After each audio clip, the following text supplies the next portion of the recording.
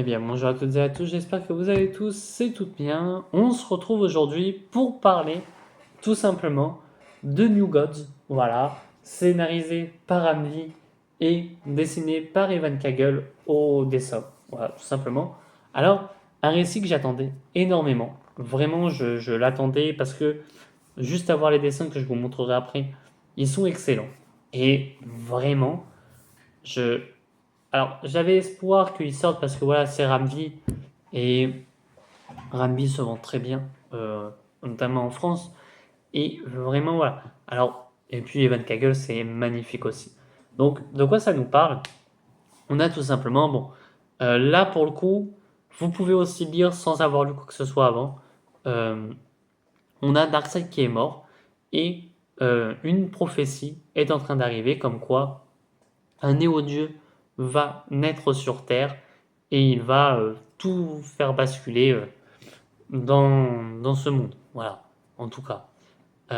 Et donc, le haut-père va décider d'envoyer son héros, en tout cas, enfin voilà, ouais, son héros, je sais plus si c'est dit comme ça, mais enfin voilà, Orion, tuer cet enfant. Et on va voilà, suivre notamment Scott Free, alias Miracle Man, et aussi, comment il s'appelle Big Barda, voilà, même si j'aime beaucoup, il y a une scène avec Big Barda qui est vraiment très cool. Et voilà, voilà, ils vont protéger eux cet enfant, et il va se passer des trucs entre temps, mais que je vais pas spoiler parce que sinon, ça serait dommage de vous spoiler ce magnifique bouquin. Euh, je trouve que c'est un très très bon comics, en tout cas, voilà. Alors bon, même si, du coup, je sais plus si je l'ai dit, mais, enfin pas là en tout cas, en fait la tranche blanche, c'est vraiment juste pour DC Prime. Et c'est ça que je trouve dommage, c'est que moi, comme ça je sais que j'en ai parlé, mais j'aurais préféré que du coup, on ait des tranches colorées pour chaque personnage, tu vois. Au moins, euh, au pire des cas, si c'est plus noir, bah ok, pourquoi pas. Par exemple, du bleu pour Superman, du orange Aquaman, enfin du vert Green Arrow, un vert un peu plus clair pour Green Lantern, tu vois, des trucs comme ça. Mais c'est pas si grave que ça. Voilà, c'est une lecture qui se lit vraiment euh, très bien. Voilà, on a de très beaux dessins, je trouve. Et on a un Scott, j'allais dire Scott Lang, non, Scott Free qui est tout simplement désormais papa, voilà, d'une petite fille. Alors même si je peux théoriser parce que je n'ai pas lu, je pense que ce fameux néo-dieu qui va tout changer, c'est pas le gosse qu'ils doivent protéger peut-être, mais ça va être la fille de Scott Free et Big Barda, hein, ça se trouve. Voilà, on a un Max. Alors on a en tant que méchant Maxwell Lord, voilà, c'est ça qui est cool, en tout cas. Euh, Parce que ça fait. Moi, je l'ai pas tant vu, Maxwell Lord. Voilà, on a juste les dessins sont magnifiques. Enfin, je suis désolé, mais je suis dégoûté parce que j'ai pas pu aller à la dédicace. Mais voilà, juste, les dessins sont magnifiques, je trouve. Euh, c'est un très très bon comics à lire. Voilà, vous avez rien besoin de lire du tout. Alors, peut-être beaucoup de blabla à certains moments.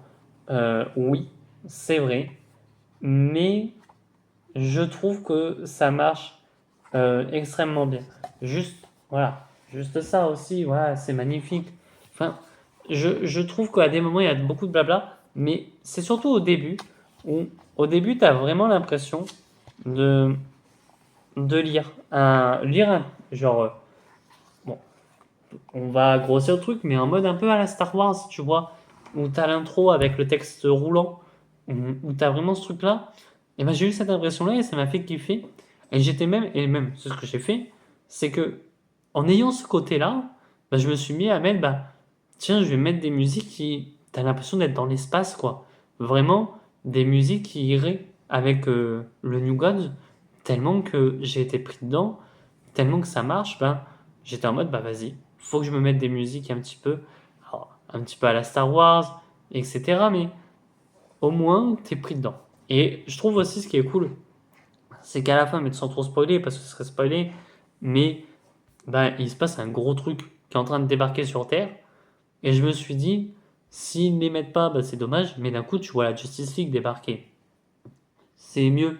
Parce que bon, quand tu as des comics où il se passe un gros événement sur Terre, mais que t'as que le personnage principal, c'est un petit peu dommage alors que t'as la Justice League. Là, elle débarque. Et je trouve ça logique aussi que elle débarque parce que c'est voilà, c'est des personnages qui viennent de l'espace. En tout cas, s'il n'y avait pas Superman, ça aurait été dommage. Mais voilà. Puis, je trouve ça cool qu'on te rappelle aussi un petit peu, on te met les prophéties qui peuvent arriver, etc. Et on te rappelle même la prophétie qu'il y a eu, pour ceux qui ne savent pas, que Scott Free euh, et Orion, en fait, Scott Free est le fils du Haut-Père et Orion le fils de Darkseid. Et du coup, ils ont dû être échangés pour garder la paix, un truc comme ça. Et j'aime bien qu'on te la rappelle. Et il y a une scène dedans aussi avec Big Barda qui m'a fait rire dans un sens. C'est t'as Scott Free qui laisse un message à Big Barda en mode voilà, pas je t'abandonne, mais il faut que j'aille au combat, etc. Et juste 30 secondes après, tu vois Big Barda en mode alors on va venir avec toi. Voilà, juste ça. Et c'est cool. Parce que voilà, Big Barda aussi, c'est un bon personnage. Alors bon, même si je trouve qu'elle est meilleure dans ce récit-là que dans les Birds of Prey, tu vois, par exemple. Alors bon, je sais pas si. Je sais comme quoi on t'en parle, pourquoi elle fait partie des Birds of Prey, mais pour moi, je trouve qu'elle est meilleure dans le New Gods que dans les Birds of Prey. Et j'aime beaucoup tout ce côté-là de prophétie qui commence à se réaliser, entre guillemets. Voilà. Et même que, à la fin, tu as un truc qui fait que tu te dis, mais est-ce que c'est. Est-ce qu'on l'a mal compris? Enfin, est-ce qu'on a mal compris ce qui devait se passer, tu vois? Et je trouve que c'est très bien fait, en tout cas. Euh, voilà. Bon, comme j'ai dit, les dessins sont magnifiques. Euh, et je trouve qu'on t'ajoute des trucs, des éléments de plus en plus intéressants, etc. On a de belles scènes de combat, entre guillemets. Euh, Même si tu connais pas les personnages, je trouve que ça marche, en tout cas, pour le lire, ce comics. Parce que c'est pas des personnages qui. Alors je sais qu'il y a les quatrièmes mondes de Jack Kirby qu'il faudrait qu'un jour je lise, que je n'ai toujours pas lu, certes. Mais je trouve que ça marche extrêmement bien, dans le sens où, malgré tout, si tu les as pas lus, c'est pas si grave que ça. Enfin voilà. Euh, un très très bon comics, il n'y a pas grand chose à dire dessus parce que c'est un tome 1. Peut-être que quand il y aura le tome 2, bah, ça sera mieux pour en parler.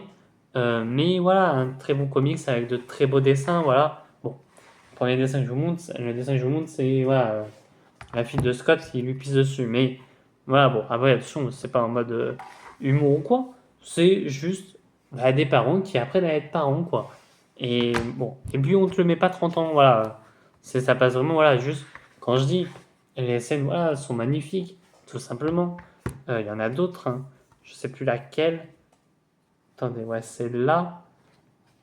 Hop, je vais vous la montrer. Tac. Oh, parce que je l'avais et que j'ai dit, ah oui. Voilà, juste ça. Mais que je vous la montre bien. Juste cette image, voilà. C'est magnifique, tout simplement. Euh, Même si. Mais du coup, t'as un truc avec Maxwell Lord que j'ai hâte de voir aussi, parce que j'ai hâte d'en apprendre un peu plus, parce que du coup, on me dit que. Je sais. Alors, en tout cas, c'est Maxwell Lord. Mais est-ce qu'ils vont pas dire que c'est un Maxwell Lord, genre le fils de Maxwell Lord, j'en sais rien. Que c'est Maxwell Lord Junior, ça pourrait être totalement. Il y a un personnage très mystérieux dans ce récit où je ne sais pas. Enfin, mystérieux, je sais plus son nom, et le temps que je le retrouve, ça va être très long, donc ça sert à rien de le chercher. Mais je trouve que le personnage peut être très intéressant et est déjà intéressant de base, dans le sens où, comme on le voit débarquer, euh, c'est cool. Et j'ai hâte de voir bah voilà, la suite. J'ai hâte de voir le tome 2 ce que ça va nous raconter. Parce qu'apparemment, c'est très bon. Voilà, c'est même extrêmement bien, hein, je trouve. Même les dessins et tout. Et tout ce côté-là, mythologie. Enfin, tout ce côté-là avec enfin, mythologie des quatrièmes murs, de Néo-Dieu, etc.